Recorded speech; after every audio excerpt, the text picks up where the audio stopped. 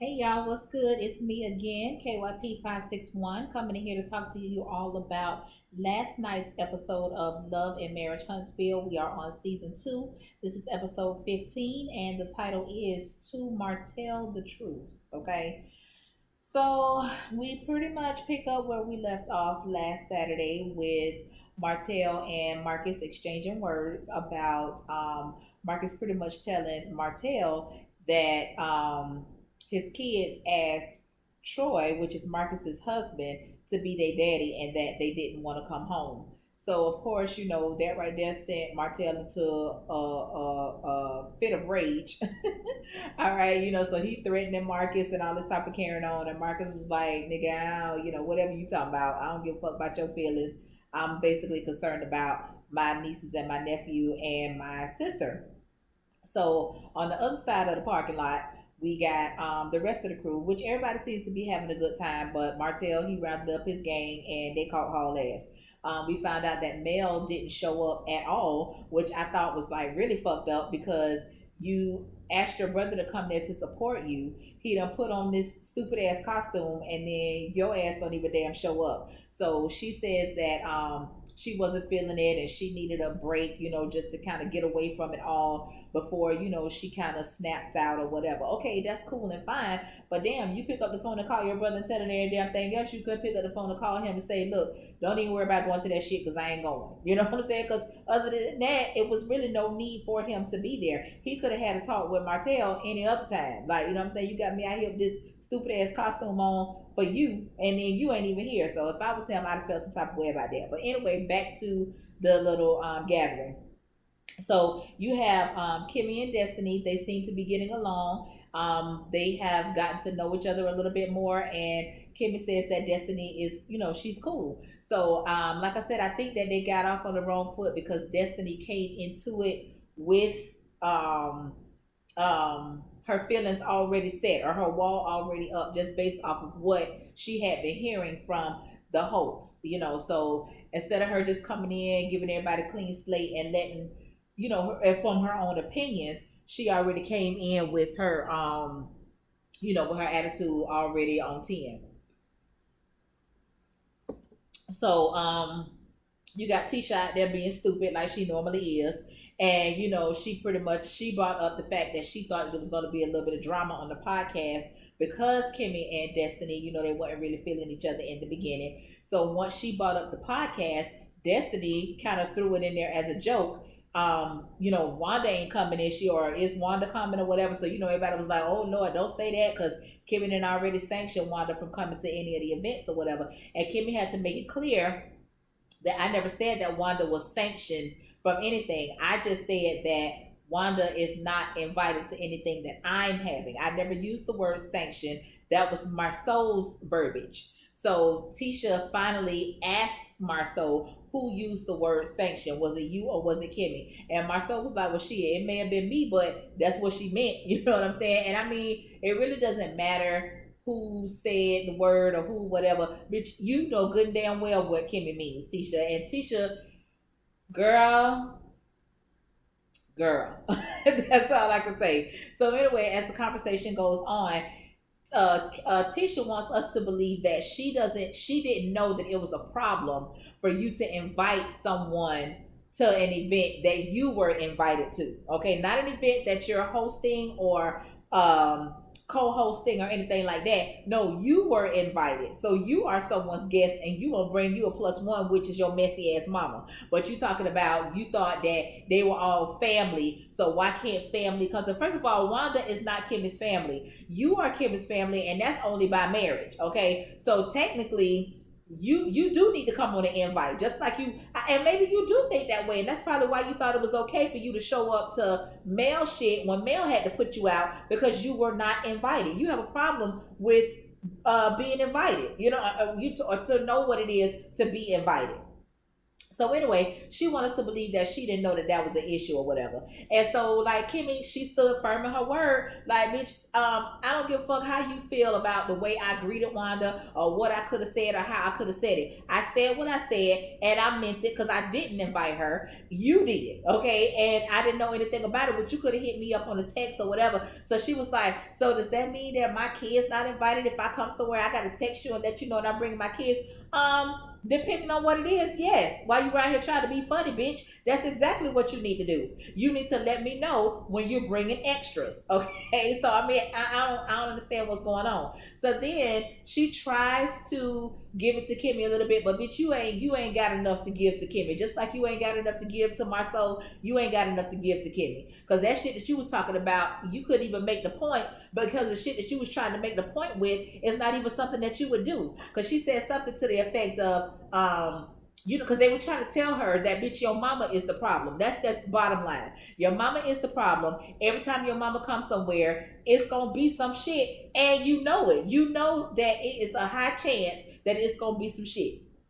So she was like, so you said that I can't have my mother around you or something. And Kim was like, girl, I already told you I can handle your mama. Like, but I'm just saying that any events that I'm having, the same old shit, whatever. So then she was like, because it might be some people there that your mama don't get along with, and I don't want no shit. And so she was like, so you mean if I'm having something, I can't have my mom around the house? So Kim was like, you wouldn't even invite them. So you say that to say what? So now once once Tisha realized, damn, bitch, I'm dumb.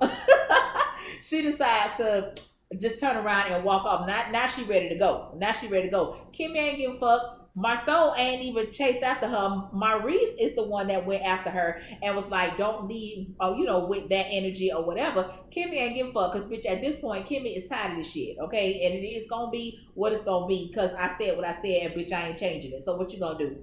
You know what I'm saying? And that's just that. So, let me see. Child, now we got over here, child, mail down to the studio, child.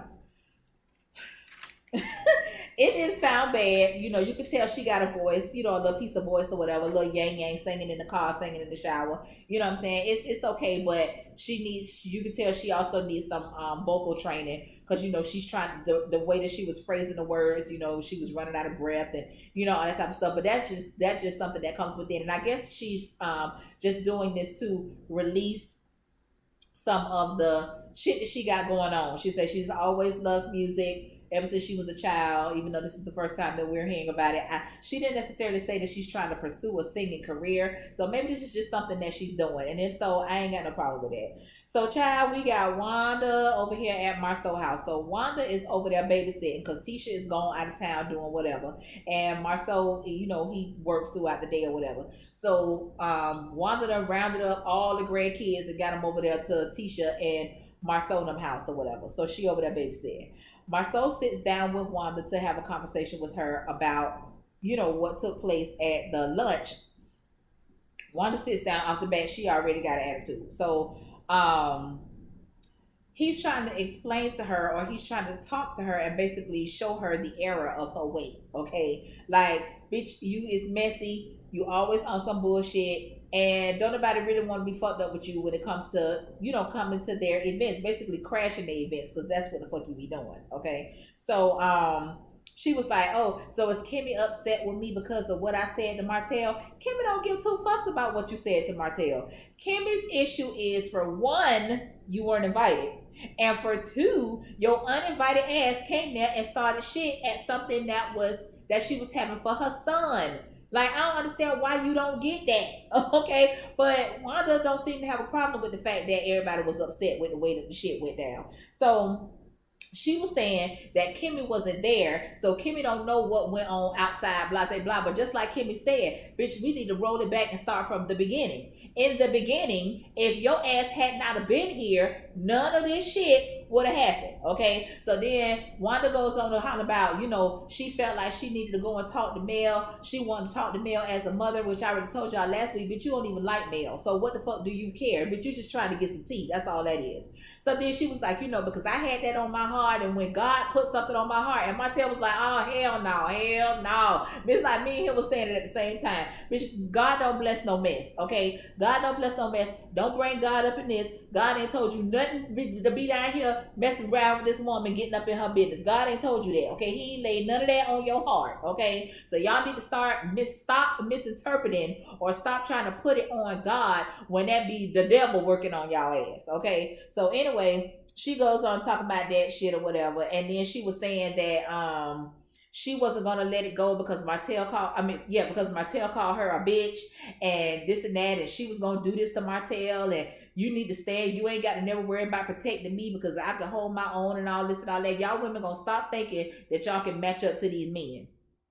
Stop it. Because a lot of these men don't give a fuck. And a lot of these men don't give a damn about slapping the shit out your ass. Now, I ain't going to say that Martell was going to put his hands on you, but he acted like he was going to put his hands on you. Now, I don't think he would have, but that whole thing, he was out of line with that. But at the same time, these women need to stop being so confrontational with these men thinking that a man won't slap the shit out of you. You feel me? So anyway, then she would harp it on the fact that he called her a bitch, and that goddamn Marceau tickled the shit out of me. This whole scene, he tickled the shit out of me. Now a lot of times I'm not here for Marceau, I'm not, but I see that Marceau is just a natural asshole. He's just a natural asshole, and it's either you're going to get with it or you're not. So being that I am a partial asshole, okay, I can understand it. It's just the chauvinist side of him that I don't appreciate. The asshole side of him, I love it. But when it comes to him, with that chauvinistic shit that he be doing, I don't be here for that, okay? So anyway, when old girl was talking about how Martell called her a bitch or whatever, and Marceau said, that's clearly not the first time that somebody has called you that. Like, I know that's not the first time that somebody called you that. Something that he said, like, bitch, I know you'd have been called a bitch a time or two because I done called you one myself, maybe in my head. I don't think Marcel would ever disrespect her like that in that manner, at least not out loud, okay? But child, that was funny to me. So then he tells Wanda that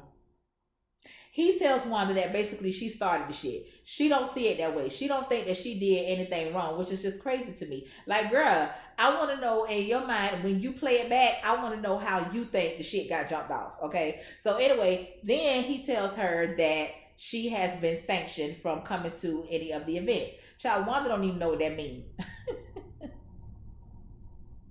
Why don't even know what that means? She was like, what's that? What's this sanction? And he was like, pretty much, bitch, you've been banned, okay? And she ain't having none of it, child. She just is delusional as she wants to be. Okay, so Wanda say that she glad once again that everybody is upset and she don't give a fuck.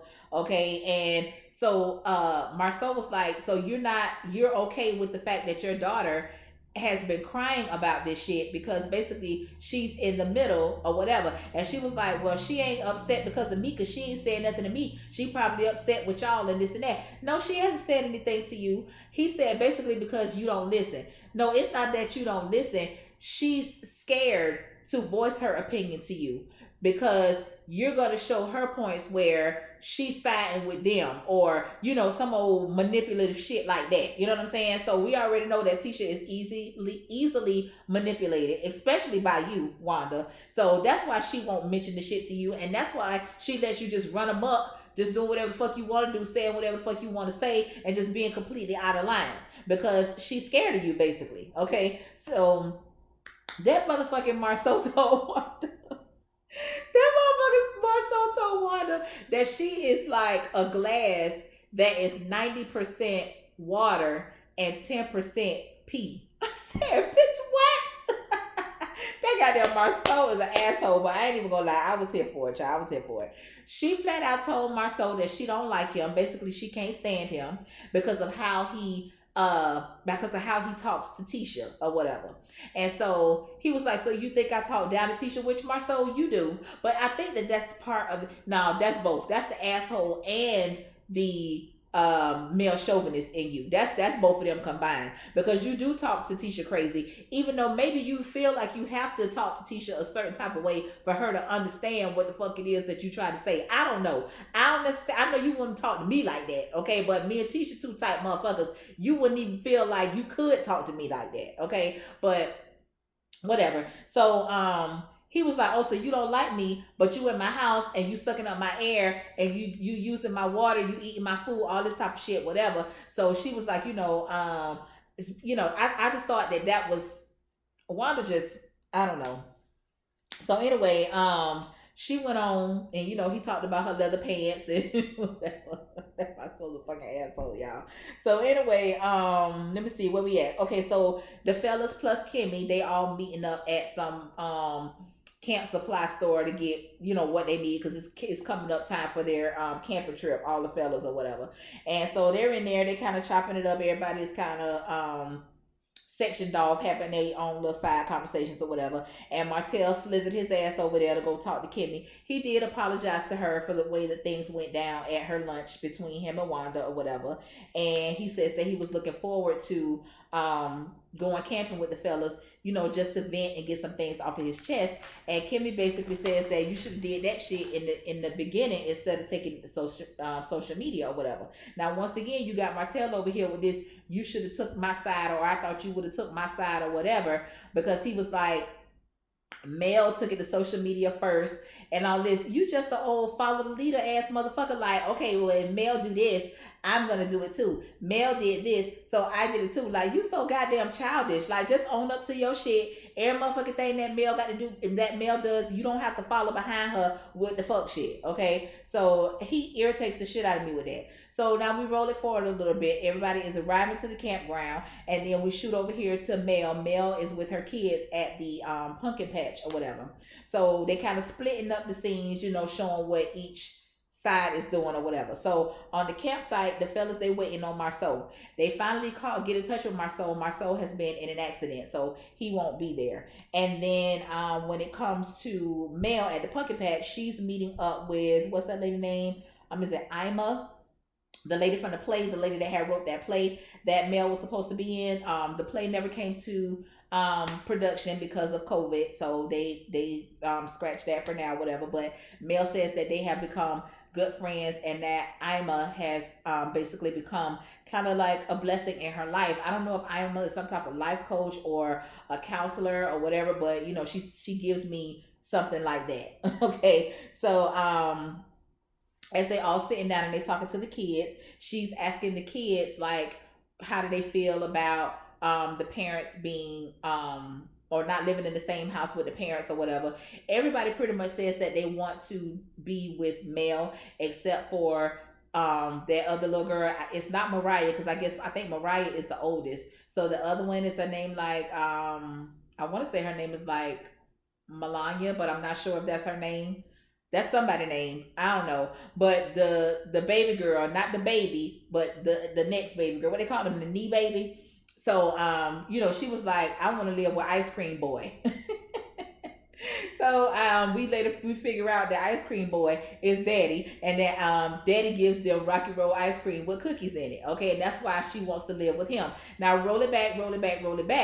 Martell is telling somebody about the conversation that he had with I think it might have been Maurice, that he had with Marcus, and was like, well, they probably just over there giving the kids whatever they want, probably giving them ice cream. It takes more than that, for these kids or whatever. Not for that little girl, because that little girl said that that's what your ass be over there doing, and that's why she wants to live with you. So the shit that you saying, and I understand that children are easily persuaded. Like, they want to be where it's easiest to be. Like, my grandson, to tell you quick, he wants to live here, because when he's here with me, I pretty much let nigga do what he want to do. You know what I'm saying? I let nigga do what he want to do as long as he ain't fucking with me. You know what I'm saying? And he ain't no bad kid, so I know he ain't gonna burn my house down, break up my shit. You know what I'm saying? But whatever that nigga want to eat, wherever that nigga want to watch on TV, wherever that nigga want to play, you know what I'm saying? Wherever he want to fall asleep at, you know what I'm saying? It's whatever. It's a free-for-all over here at Bean's house. So in his mind, he wants to live at Bean's house, because Bean's house is like playtime. You know what I'm saying? So If y'all not catching it, my grandbaby calls me Beans. He don't call me grandma. He don't call me Nana. He don't call me me mom, me, none of that shit. The nigga calls me Beans. Beans. That's my name. It's a story behind that. I'll get to that another time. But anyway, so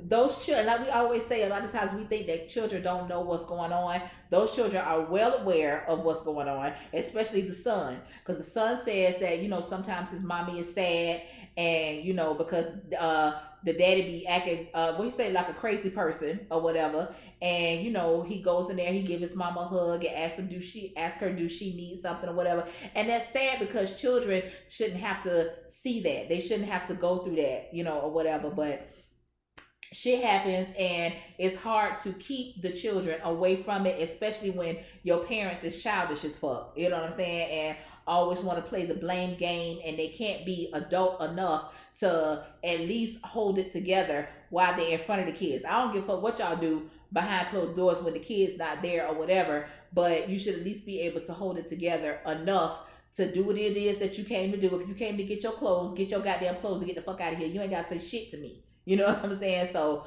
but they pretty much picking up everything. They're well aware of what's going on or whatever. So, let me see. Mel notices that her oldest daughter is not really saying much, and that she hasn't really been saying much. So she did say that she is going to have to spend some time with her, just them two, so she could kind of talk to her and pick her brain and see how she's doing and how she is, getting through all of this and coping with this type of stuff. A lot of times we don't consider our children and none of the shit that we do. And we should. I have been guilty of a lot of things. So I don't like to just point the finger without one pointing back at myself, because I'm not exempt from none of this shit. Okay. I done some fucked up shit. I done said some fucked up shit. I've made some fucked up decisions. You know what I'm saying? And looking back on it now through 42-year-old eyes, as opposed to 22-year-old eyes or 32-year-old eyes, I would do so many things so differently if I could. You know what I'm saying? So, that's that. Okay, so now back at the campsite, the fellas are talking about how the pandemic has, affected their normal way of life and how things have changed. Maurice says that he realizes that he was wrong for trying to get Kimmy to quit her nursing job and just be a entrepreneur, or I think he was trying to get her to get more involved with the real estate and just basically work for herself, when Kimmy has made it clear that she loves her job or her career, and he realizes that what she does is a calling. She's actually helping save people's lives, and this pandemic basically made him realize that, and he says that he was wrong for trying to get her to quit. So I do applaud him for openly saying that he was wrong and actually realizing that he was wrong, and that she offers a great contribution, especially what's going on in the world now. Sadarik, I still don't like him. I really don't know why we keep him around, especially when he's only around for the mess. So if you're gonna have him around, you at least need to let us know what the fuck he got going on, aside from just asking nosy ass questions. Okay, but he do get the shit started, so I guess we gonna go ahead and roll with it. So he asked Martell, where's the status of him and Mel as far as the process that they're in with divorce. Is it going to happen? Is it not going to happen? Is there any chance for a reconciliation? Anything like that? Martell basically says that at this point he thinks that it is over, because too much has happened. And Maurice asks him, what if Mel has a change of heart? Are you set in your decision, or would you consider it if Mel has a change of heart? I don't think Mel will have a change of heart. Mel, I believe, is done with Martell asked this time. Okay, now if after this time y'all motherfuckers get back together, bitch, I ain't got nothing for damn one of you. Okay, I ain't got nothing. It's no holds barred.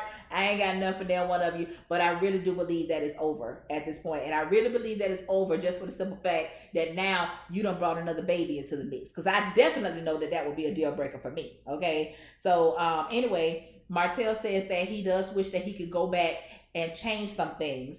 So Sadarik asked him, what before he said that, Sadarik asked him what do he think that he could have done better or something or whatever. Martell says absolutely nothing.